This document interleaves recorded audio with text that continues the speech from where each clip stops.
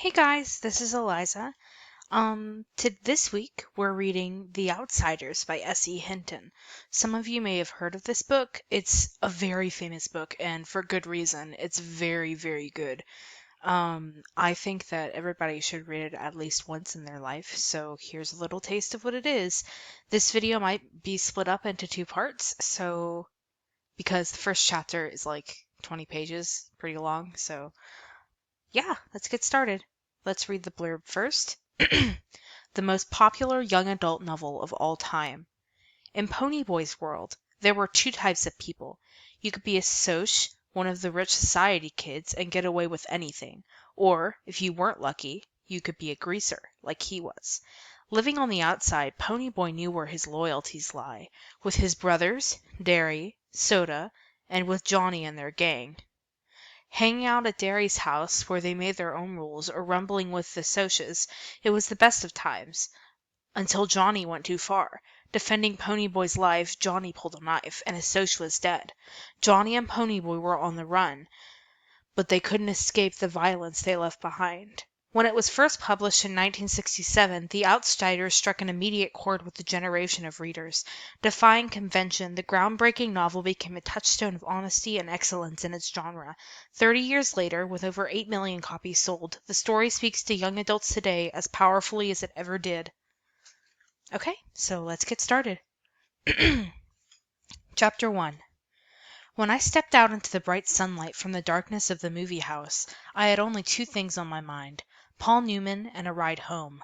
I was wishing I looked like Paul Newman. He looks tough, and I don't. But I guess my own looks aren't so bad. I have light brown, almost red hair, and greenish gray eyes. I wish there were more gray, because I hate most guys that have green eyes, but I have to be content with what I have.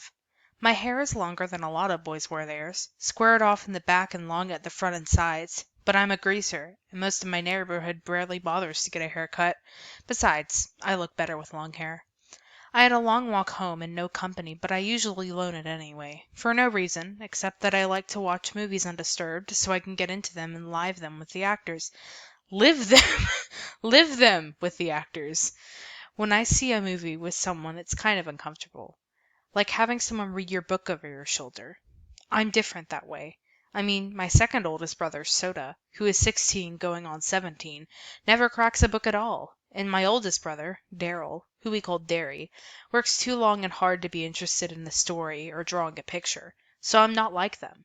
And nobody in our gang digs movies and books the way I do. For a while there, I thought I was the only person in the world that did. So I loaned it. Soda tries to understand, at least, which is more than Derry does. But then, Soda is different from everybody. He understands everything, almost. Like he's never hollering at me all the time, the way Derry is, or treating me as if I was 6 instead of 14. I love Soda more than I've ever loved anyone, even Mom and Dad. He's always happy-go-lucky and grinning, while Derry's hard and firm, and rarely grins at all. But then, Derry's gone through a lot in his 20 years, grown up too fast. Soda Pop will never grow up at all. I don't know which way's the best. I'll find out one of these days. Anyway, I went on walking home, thinking about the movie, and suddenly wishing I had some company. Greasers can't walk alone too much or they'll get jumped, or someone will come by and scream, "Greaser!" at them, which doesn't make you feel too hot if you know what I mean. We get jumped by the Socs. I'm not sure how you spell it, but it's the abbreviation for the socials and the jet set, the West Side rich kids. It's like the term greaser, which is used to class all us boys on the East Side. We're poorer than the Socs in the middle class. I reckon we're wilder, too. Not like the Socs who jump greasers and wreck houses and throw beer blasts for kicks, and get editorials in the paper for being a public disgrace one day and an asset to society the next. Greasers are almost like hoods. We steal things and drive old souped-up cars and hold up gas stations and have gang fight once in a while. I don't mean I do things like that. Derry would kill me if I got in trouble with the police. Since Mom and Dad were killed in an auto wreck, the three of us get to stay together, only as long as we behave. So Soda and I stay out of trouble as much as we can, and we're careful not to get caught when we can't. I only mean that most greasers do things like that. I only mean that Yeah, never mind. I only mean that most greasers do things like that. Just like we wear our hair long and dress in blue jeans and t-shirts, or leave our shirt tails out and wear leather jackets and tennis shoes or boots. I'm not saying that either Socs or greasers are better. I just think that's the way things are. I could have waited to go to the movies until Derry or Soda Pop got off work. They would have gone with me, or driven me there, or walked along, although Soda just can't sit still long enough to enjoy a movie, and they bore Derry to death. Derry thinks his life has got enough without expecting other people's.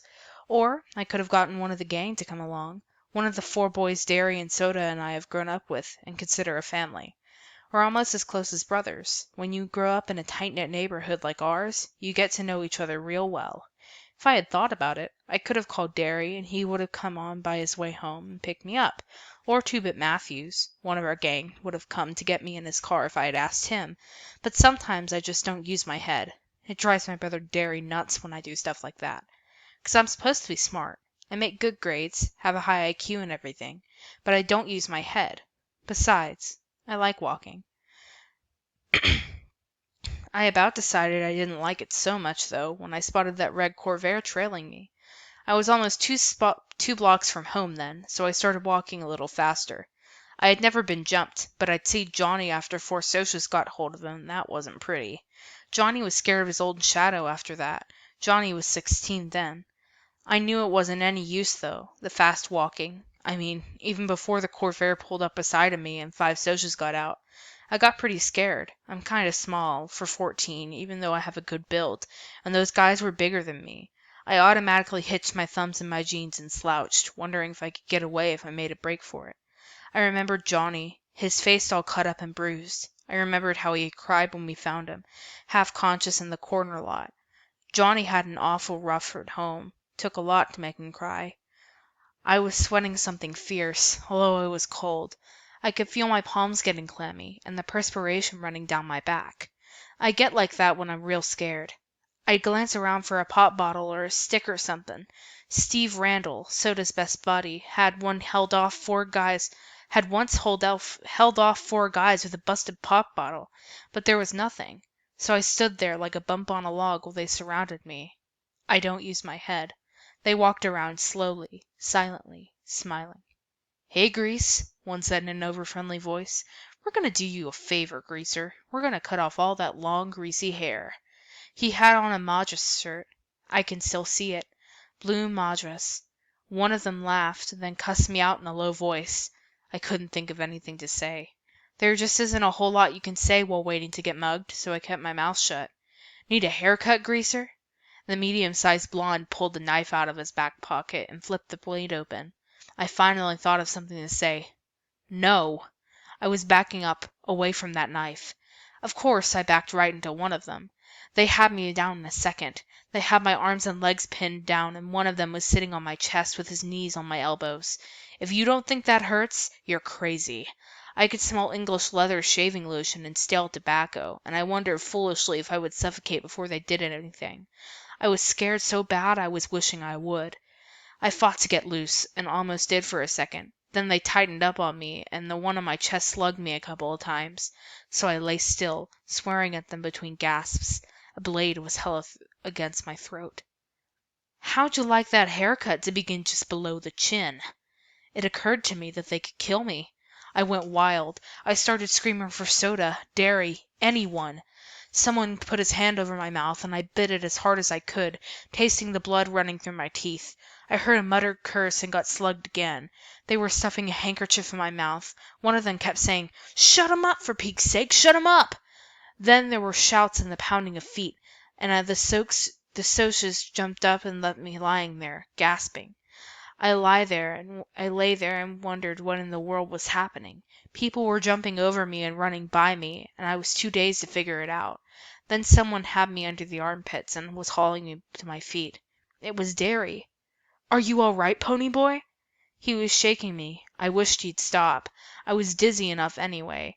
I could tell it was Derry, though, partly because of the voice and partly 'cause Derry's always rough with me without meaning to be. "I'm okay. Quit shaking me, Derry. I'm okay." He stopped instantly.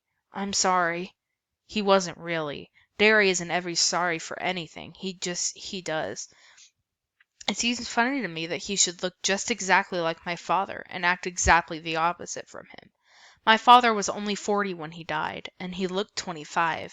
A lot of people thought Derry and Dad were brothers instead of father and son, but they only looked alike.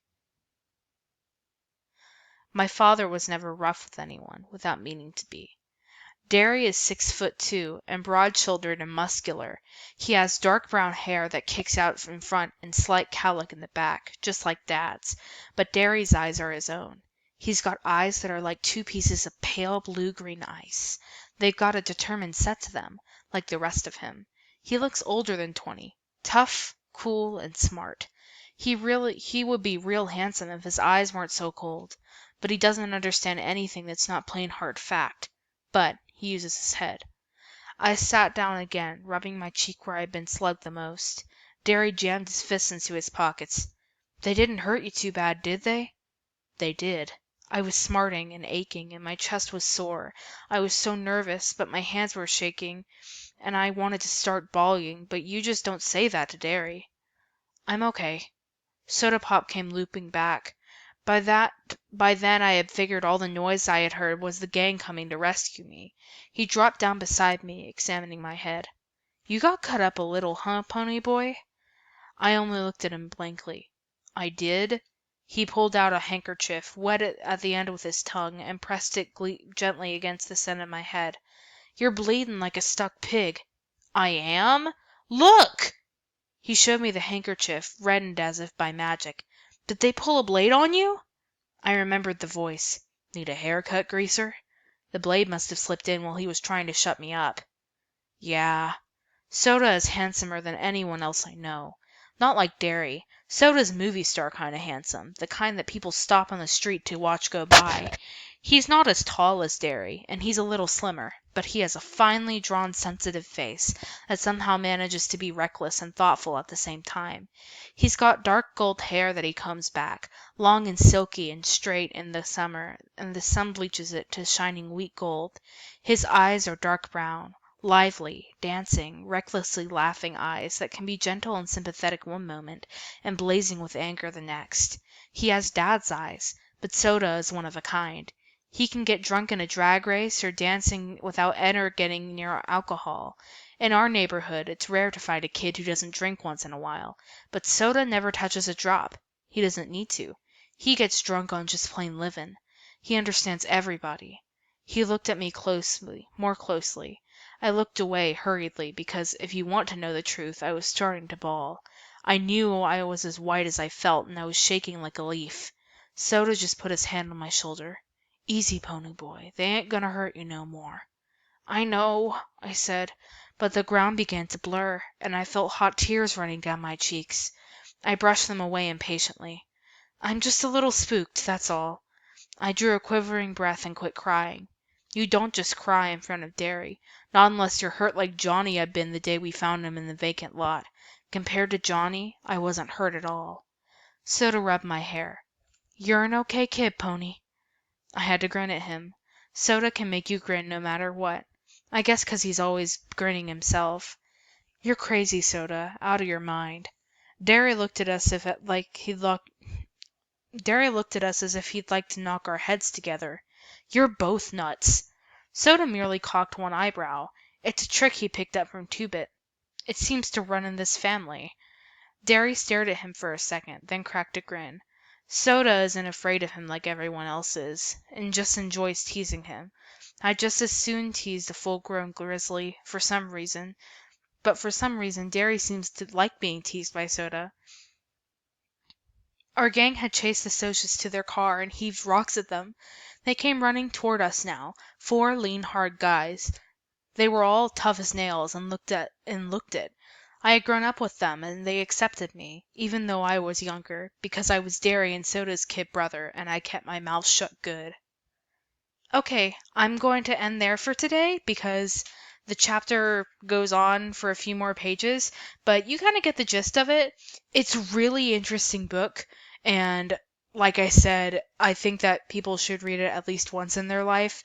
It's really just something you have to read. So I'll be giving the copy back to the library if you want to read it, and bye.